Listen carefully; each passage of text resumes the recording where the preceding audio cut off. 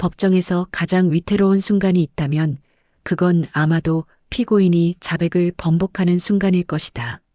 경찰에서 인정했던 말, 검찰에서 진술했던 내용, 심지어 구치소에서 동료 수감자들에게 털어놓았던 이야기까지 그 모든 것이 법정 안에서 한순간에 뒤집어진다. 2010년 가을 의정부 지방법원 형사합의부 앞에 16살 소년이 섰다. 죄명은 살인과 사체은닉. 같은 나이 여학생을 목 졸라 죽이고 시신을 낙엽과 돌로 덮어 숨겼다는 혐의였다. 소년은 수사 과정 내내 범행을 인정했다. 경찰 조사실에서, 검찰청 조사실에서, 그리고 유치장 안에서도. 하지만 재판이 시작되자 그 모든 말이 거짓이었다고 주장했다. 자신은 피해자를 밀쳐 넘어뜨렸을 뿐 목을 조르지도 않았고 시신을 은닉하지도 않았다고. 국선 변호인은 전부 무죄를 주장했다. 자백은 강압에 의한 것이고 직접 증거는 어디에도 없다고. 재판부 앞에 놓인 기록철은 두꺼웠지만 그 안에 결정적인 한 장은 없었다. 목격자도 없었다. 범행 도구도 발견되지 않았다. 남아있는 건 상황 증거들, 모순된 진술들, 그리고 한 소년의 팔뚝에 새겨진 6개의 상흔뿐이었다. 법원이 답해야 할 질문은 명확했다. 자백을 번복한 피고인을 직접 증거 없이 유죄로 인정할 수 있는가? 간접 증거만으로 합리적 의심 없는 확신에 도달할 수 있는가? 그리고 그 확신은 어디에서 오는가?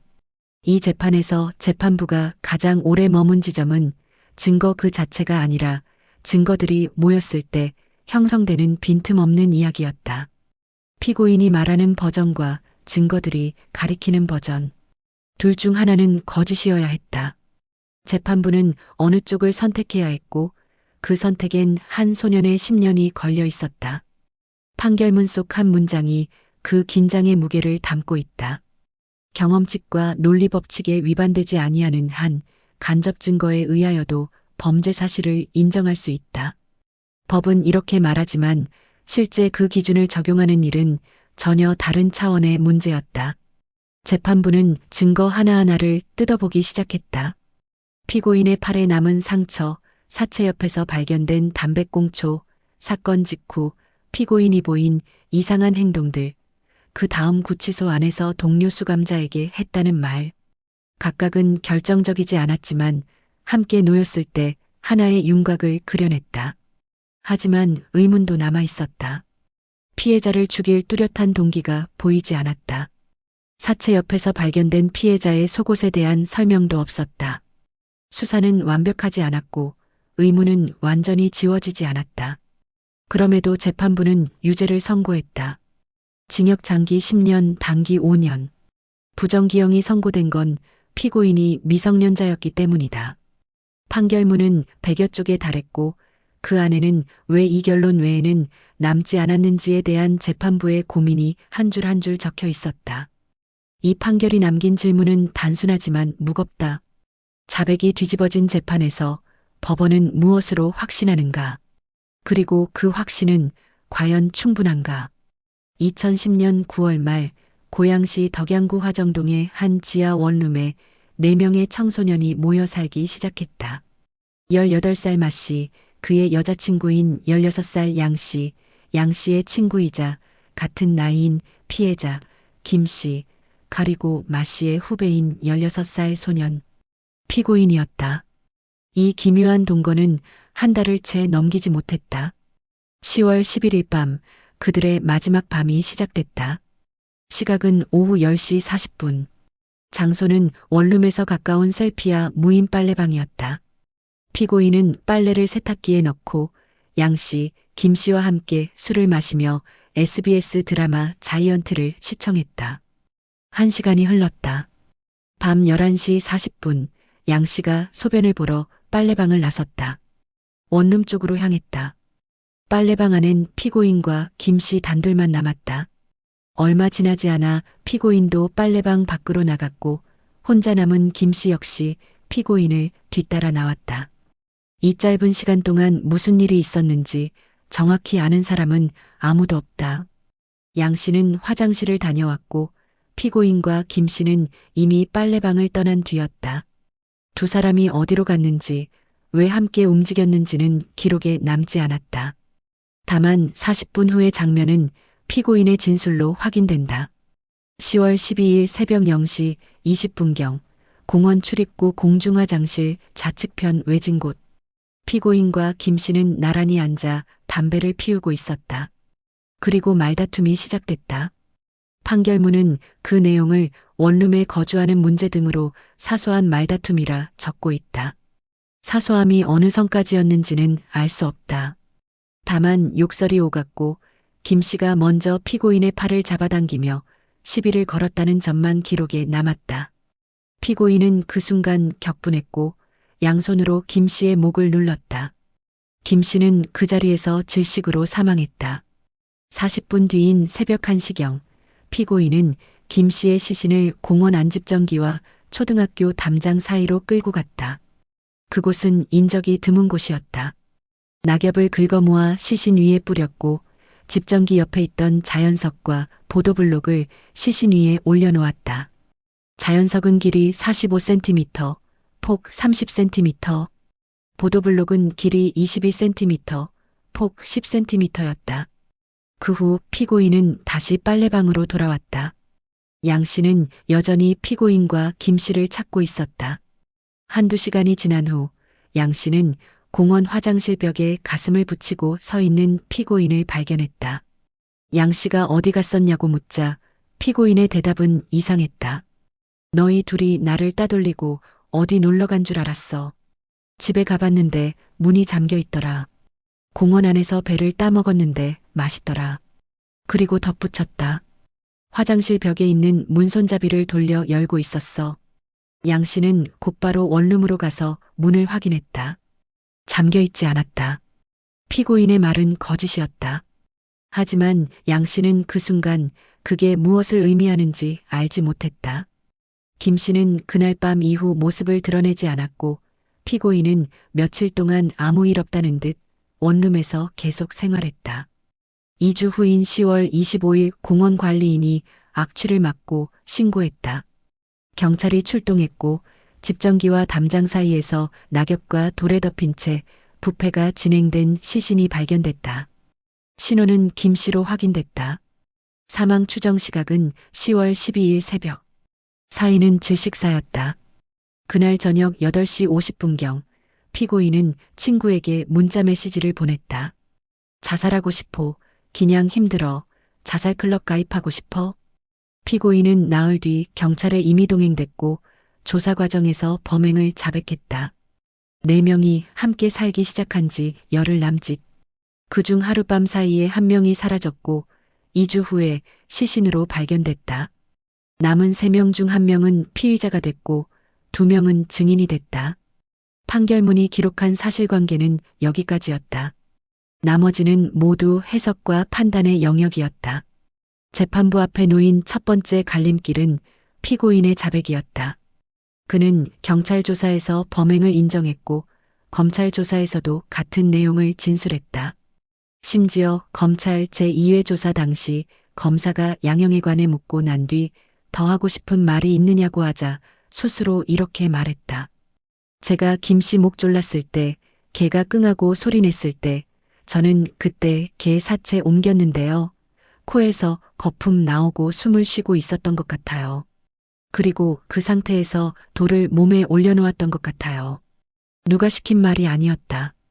검사가 질문하기 전 피고인이 먼저 꺼낸 진술이었다. 재판부는 이 대목에서 오래 머물렀다. 자발적 진술은 신빙성에 강력한 근거가 되기 때문이다. 하지만 변호인은 이 자백 전체를 부정했다.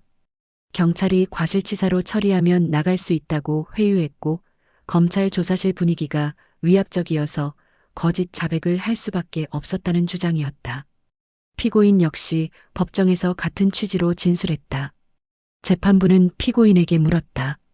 경찰이 폭행하거나 협박했는가? 피고인은 아니라고 답했다. 검찰 조사 분위기가 허위 자백을 강요할 정도였는가? 피고인은 그것도 아니라고 했다. 자백을 번복하는 이유는 명확하지 않았고 그 시점만이 뚜렷했다. 법정에 서고 나서였다. 더 주목할 만한 증언이 있었다. 구치소에서 피고인과 함께 수감됐던 김 씨라는 동료가 증인으로 출석해 이렇게 말했다. 처음엔 공소장 내용이 모두 사실이라고 했어요. 그런데 수감자들과 재판 대책을 논의하던 중 범행을 부인하기로 결심한 것 같았어요. 또 다른 수감자 역시 피고인이 목을 누른 후 낙엽으로 덮고 돌을 얹었다고 말하는 걸 들었다고 증언했다. 피고인은 아버지와 고모가 경찰서로 면회왔을 때도 범행을 인정했고 고향 지원에서 자신을 변호했던 국선 변호인에게도 사실이긴 한데 과실치사로 되면 좋겠다고 말한 적이 있었다. 자백이 일관되게 유지되다가 어느 순간부터 뒤집어졌다. 두 번째 갈림길은 물리적 증거였다. 피고인의 좌측 팔뚝에는 6개의 상흔이 있었다. 사건 발생일로부터 2주가 지난 후 촬영된 사진에도 선명하게 남아 있었다. 길이가 10mm, 7mm에 이르는 상처도 있었다. 의사는 소견서에 손톱과 같은 얘기에 의한 상흔과 유사하며 최소 7일 이상 지난 상흔이라고 적었다. 피고인은 이 상처에 대해 2가지 버전의 설명을 내놓았다. 수사기관에서는 김 씨의 목을 누를 때 김 씨가 제 팔을 꼬집었다고 했고, 법정에서는 김 씨가 제 팔을 잡아당기는 과정에서 생긴 상처라고 말했다. 재판부가 본 것은 상처의 깊이였다. 2주가 지났는데도 육안으로 확인될 만큼 선명했다. 가볍게 긁히거나 잡아당겨진 정도로는 설명하기 어려운 형태였다. 손톱이 살을 파고들었다고 봐야 할 깊이였다. 그리고 그런 상처는 누군가 목을 조르는 손에서 벗어나려 필사적으로 버둥거릴 때 남는 흔적에 가까웠다. 세 번째는 담배꽁초였다. 시신이 발견된 장소, 발끝에서 1.4m 떨어진 곳에 담배꽁초 하나가 떨어져 있었다. 유전자 분석 결과 피고인의 것으로 확인됐다. 그곳은 화중초등학교 담장과 공원 모퉁이 집정기 사이, 매일 공원을 청소하는 관리인도 가지 않을 만큼 인적이 드문 장소였다. 변호인은 물었다. 피고인이 평소에도 그 근처에서 담배를 피웠을 수 있지 않느냐고. 하지만 시신이 2주 동안 발견되지 않았고 심한 악취가 났음에도 아무도 그 근처에 가지 않았다는 점이 답이었다. 사체를 은닉하기 위해 간 것이 아니라면 그곳에 피고인의 담배가 있을 이유가 없었다. 네 번째는 피고인의 행동이었다. 사건 당일 밤 양 씨가 피고인을 발견했을 때 피고인은 화장실 벽에 가슴을 붙이고 서 있었다. 양 씨가 묻자 피고인은 말했다. 너희 둘이 나를 따돌리고 놀러 간 줄 알았다. 집에 가봤더니 문이 잠겨 있었다. 공원에서 배를 따먹었다. 모두 거짓이었다. 집 문은 잠기지 않았고 도심 공원에서 배를 따먹었다는 말도 이해하기 어려웠다. 무엇보다 이상한 건 피고인이 김 씨의 행방을 전혀 궁금해하지 않았다는 점이었다.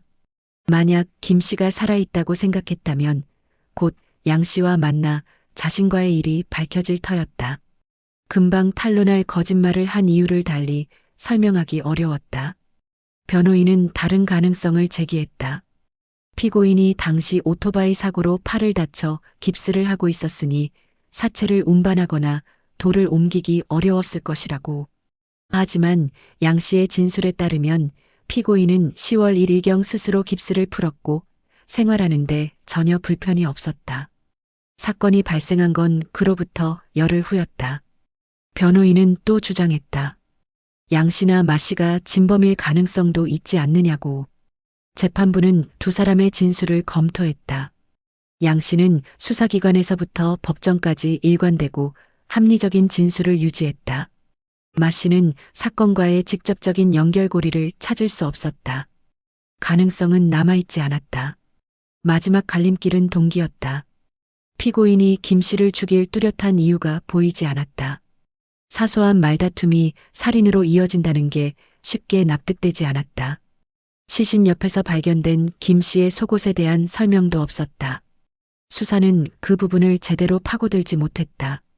하지만 재판부는 다른 정황들을 함께 봤다. 피고인은 평소 갑자기 화를 내는 일이 잦았고 사건 며칠 전에는 양 씨의 뺨을 때린 적도 있었다.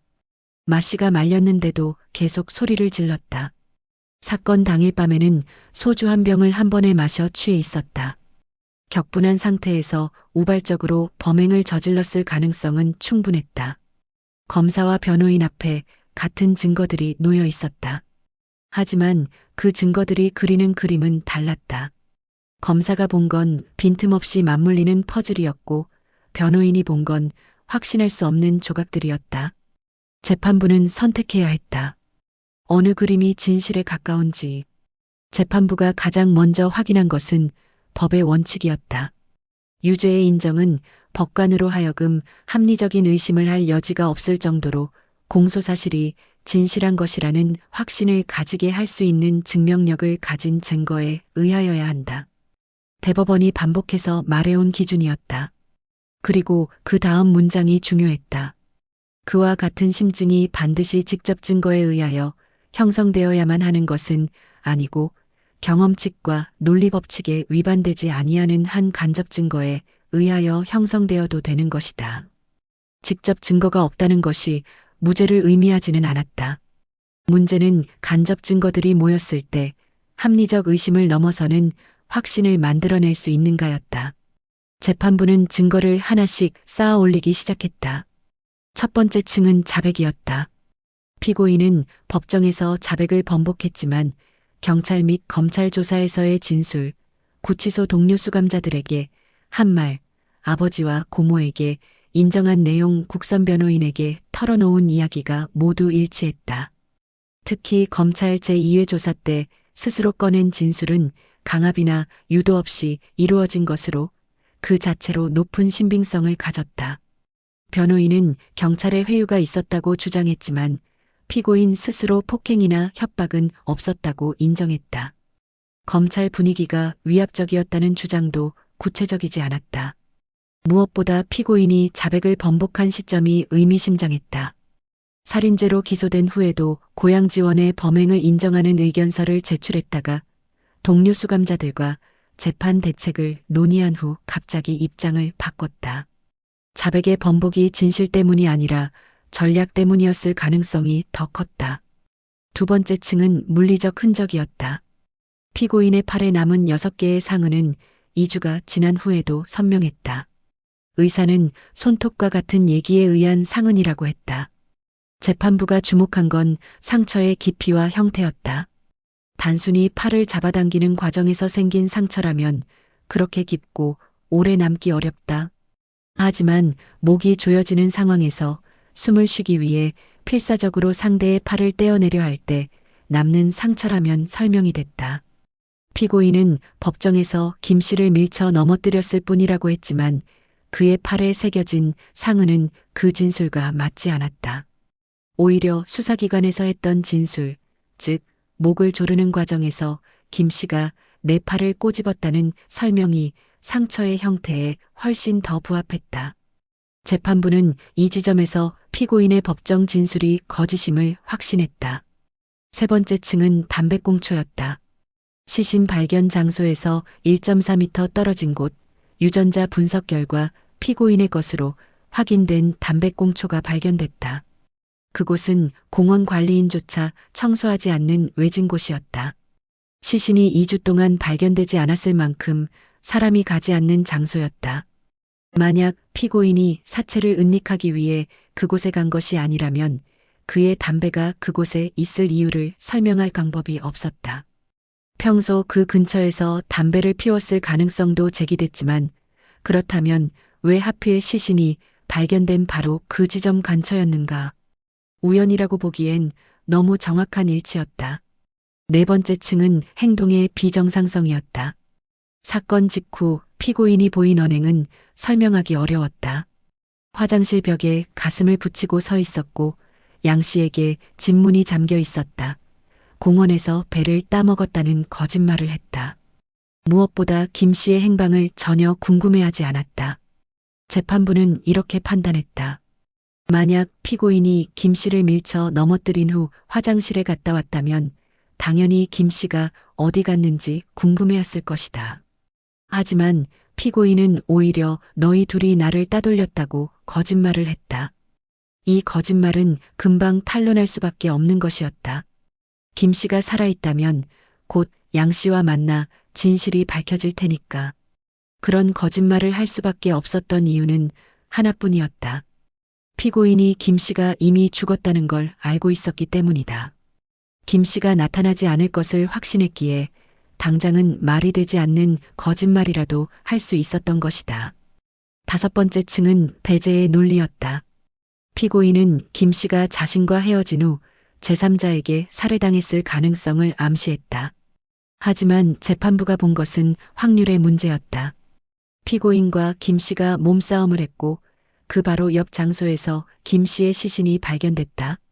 그 짧은 시간 동안 그 장소에서 제3자가 나타나 김 씨를 살해했다는 건 극히 이례적인 일이었다. 피고인은 김 씨와 헤어질 당시 상황에 대해 구체적인 설명을 하지 못했다. 밀쳐 넘어뜨린 후 김 씨가 어떤 반응을 보였는지, 어디로 갔는지, 왜 화장실에 30분이나 머물렀는지 모두 애매했다. 자신의 혐의를 벗기 위해 가장 중요한 부분인데도 명확한 설명이 없었다. 재판부는 이것을 설명의 부재가 아니라 설명 불가능의 신호로 읽었다. 여섯 번째 층은 시신 발견 후의 반응이었다. 10월 25일 김 씨의 시신이 발견됐다는 소식을 들은 날 저녁, 피고인은 친구에게 문자를 보냈다. 자살하고 싶어, 그냥 힘들어, 자살클럽 가입하고 싶어. 이 메시지는 단순한 슬픔이나 충격과는 결이 달랐다. 자책과 절망에 가까웠다. 재판부는 이 모든 층을 쌓아 올린 후 물었다. 각각의 증거는 결정적이지 않지만 이것들이 모였을 때 어떤 그림이 그려지는가? 자백, 팔의 상흔, 담배꽁초, 비정상적인 행동, 배제된 다른 가능성, 시신 발견 후의 반응. 이 6개의 층이 만들어낸 구조는 견고했다. 판결문은 이렇게 적었다.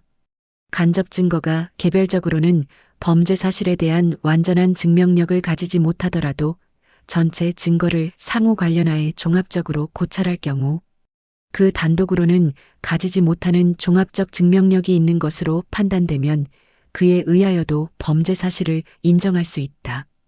의문이 없는 건 아니었다. 뚜렷한 살인 동기가 보이지 않았고 시신 옆에서 발견된 속옷에 대한 설명도 없었다.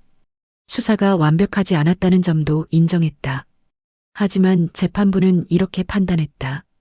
이 의문들은 피고인이 또 다른 범행을 감추고 있거나 밝히지 않은 별개의 동기가 있을 가능성을 암시할 뿐 살인 행위 자체를 의심하게 할 정도는 아니라고. 사체 은닉죄에 대해서도 같은 논리가 적용됐다. 변호인은 주장했다. 설령 피고인이 돌을 올려놓았다 해도 그건 살인의 방법일 뿐 사체 은닉의 범인은 없었다고. 하지만 재판부는 낙엽으로 시신 전체를 덮은 행위까지 살인의 범위로 설명할 수는 없다고 봤다. 피고인이 김 씨의 사망을 확신하지 못했더라도 곧 사망할 것을 전제로 이를 은닉하려 했다는 점은 명백했다. 재판부는 결론을 내렸다. 피고인이 공소사실 기재와 같이 피해자를 살해한 사실을 충분히 인정할 수 있다. 합리적 의심을 할 여지가 없을 정도의 확신. 간접 증거들이 종합적으로 만들어낸 그 확신은 직접 증거가 없다는 사실을 넘어섰다. 징역 장기 10년, 단기 5년. 부정기형이 선고됐다. 피고인이 16살이었기 때문이다. 재판부는 참작할 사유도 적었다. 우발적 범행으로 보이는 점, 미성숙한 소년이었다는 점, 불우한 성장 과정. 하지만 그보다 무거운 게 있었다. 16살 소녀가 극심한 공포와 고통 속에 목숨을 잃었다는 것. 피고인이 범행 후 아무 일 없다는 듯 생활한 대담함. 법정에서 자백을 번복하고 심지어 지인들에게 책임을 전가하려 한 점. 최후 진술에서조차 자신의 잘못을 뉘우치지 않고 하늘에 있는 피해자의 도움을 구한다고 말한 후안무치함. 재판부는 판결문 마지막에 이렇게 적었다. 앞서 살핀 사정을 참작하더라도 피고인을 엄히 처벌하지 않을 수 없다. 법이 선택한 길은 명확했다. 증거들이 만들어낸 확신은 의심을 넘어섰다. 이 판결이 남긴 건 정답이 아니라 기준이었다. 직접 증거가 없어도 유죄를 인정할 수 있다. 다만 그 확신은 추측이 아니라 논리와 경험칙으로 쌓아 올린 것이어야 한다. 하나하나는 결정적이지 않지만 함께 놓였을 때 다른 가능성을 배제할 수 있어야 한다. 재판부는 6개의 층을 쌓았다. 자백, 상은, 담백공초, 행동, 배제의 논리, 그리고 반응.